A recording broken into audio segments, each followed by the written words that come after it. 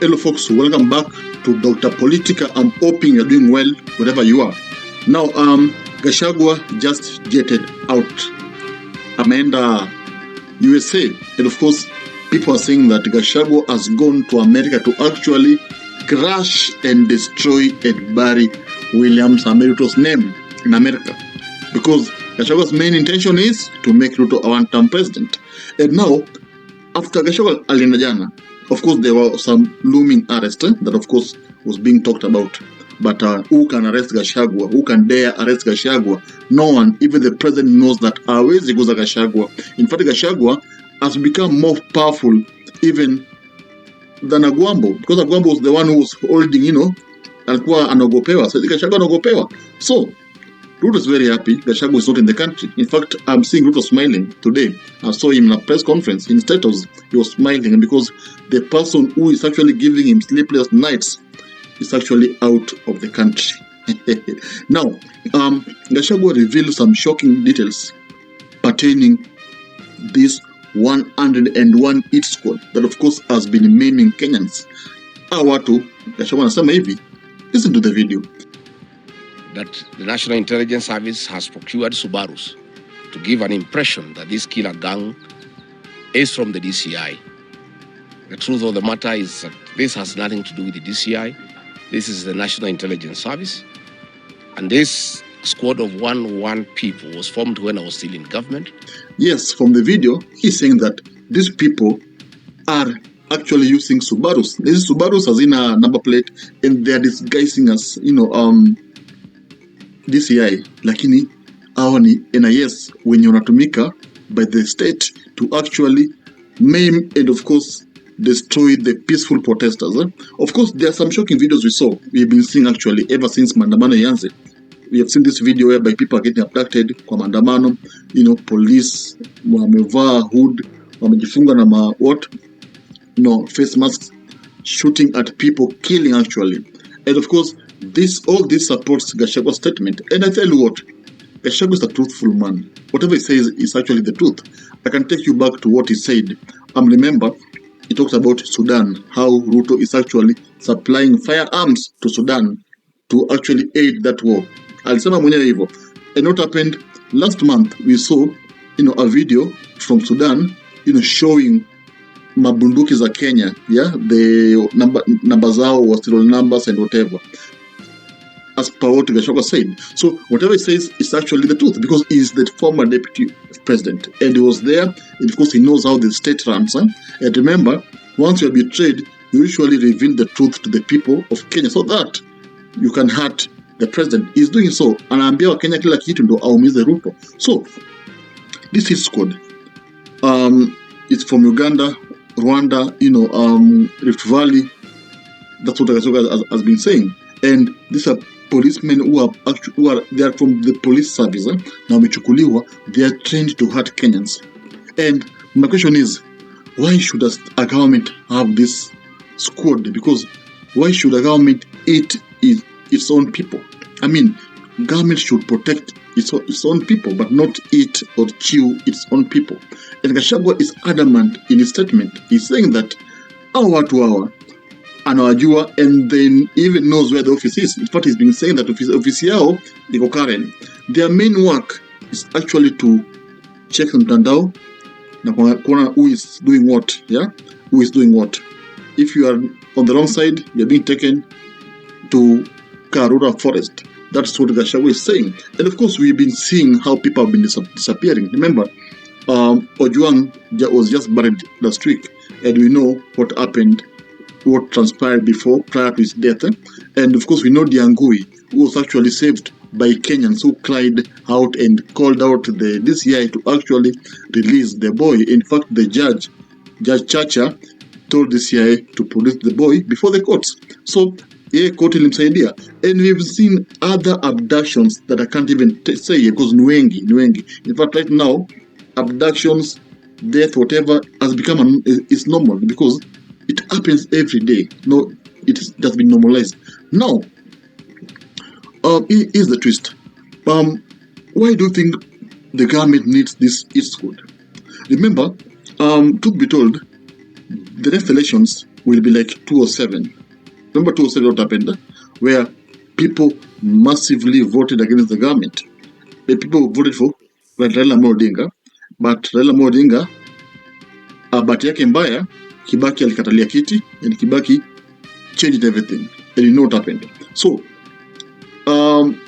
Moses Kuria himself said that the next elections will be like 2007 or maybe 2002. Even 2002, the same thing happened. People massively voted against the government, against the Moi government. And of course, that's so Uhuru Kenyatta defeated by Mwai Kibaki.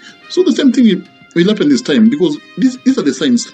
We're seeing the Gen Zs, the young people, Kenyans crying. And these are voters. And you can't tell me that these people will go to the ballot of vote Ruto. They don't do that. No one will do that. They vote against the president. And now the president is actually preparing all this for the next elections. He knows that I will lose, definitely. But I will not hand over power. Ye mwenyewe alisema vizuri kwamba he won't hand over power to Gashagua. He said that himself. So he's prepared. Na amesema kwamba amejipanga. What is kujipanga? Of course, kujipanga ni hizi ma squad. Ni hizi ma, IBC. Kukua maneuver. Because IBC now, as we're talking, IBC has not been constituted. I mean, iko tu pale tu. And we are hearing cases whereby, voters sijui amebadilishwa, sijui kuna mtu jina yake imepotea. Yeah, hizo stories zimeanza. Of course, these are the part of the preparations za elections.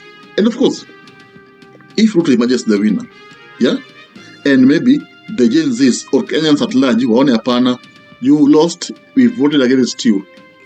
Of course, we know what will follow. If kama saizi ndo wa Kenya wanaandamana, wanataka ende, no ikifikia usiku wote bevote, wanataka uende, then akatalia kiti, what will happen? It's so obvious that kutakuwa na maandamano, and maandamano mbaya sana. In fact, the world can even intervene. Yeah, but now this maandamano, of course, will have to be met with brute force. Of course, one of the things that itamiti maandamano ni hama hit squad, according to Gashagua. So, I mean, it's like, it's like now it's like the state is instilling fear in Kenyans, whereby we andamana, we meet you with live bullets, we finish you. The president himself just said yesterday that wanaandamana wapigwe bullet ya mguu. Of course, everyone had the statement. Of course, everyone was shocked. How can a head of state, utter such words? Yet he is the one who should restore peace, the one who should maintain order in the country. But anapea police power. That's why you see even the other day, over 30 people were killed. Why? Because Murkomen had told the police, shoot at the people. So, utashutiwa, but nothing will happen. No, nothing will happen. So, this is why I think we are hearing this East Squad issues. And of course, Gachagua is adamant that this East Squad, he knows where the office is, and it has been formed just to, of course, maim the peaceful protesters. But I don't know why the government should be doing this, because even in the constitution, there is that, freedom of picketing. I mean, when you feel the government is not doing what you expect, you have the right to peacefully picket. Even though I'm against the goons who are actually vandalizing people's properties, because someone has just invested his entire life on supermarket, you burn it down, and that supermarket take care of his family. That's wrong. But again, here's the twist. Goons, it's being said the government is the one responsible.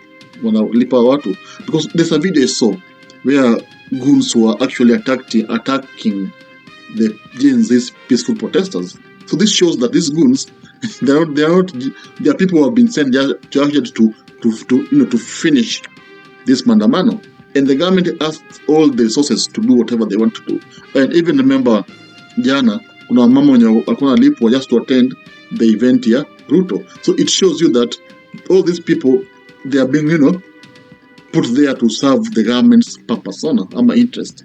And goons wenye tuliona wanachoma vitu, it can be a script by the government to actually, make this maandamano look bad, so that Kenyans at large wapigane majenzi waseme hapana, you Gen Zs are actually destroying our businesses.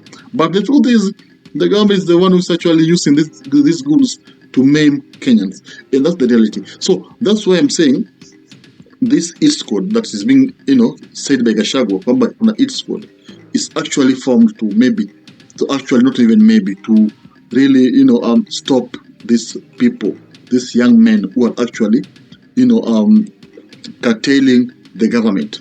Yeah, these people who are making one term a reality. And of course, this squad maybe came after the last year's Gen Z's finance bill revolution, whereby Ruto was almost going home, whereby the parliament was actually invaded, the parliament ilikuwa inawaka moto. So, and the world was watching. So, I think that's why this East Coast came. Because we've been seeing body turning up pale Kware. People, mtu anapotea na uliwa. We've been seeing them. So, tell me in the comment section, do you really believe that this East Coast is the one that will be used in the next elections to actually stop Kenyans from, protesting the results? Because where we are headed, this result is going to be protested by Kenyans, because the president amesema mwenyewe atapeana power. So of course, kama atapeana power, what it means is that we manipulate the results and of course emerge victorious. Comment then, of course, subscribe. We'll meet in the next video. Thank you.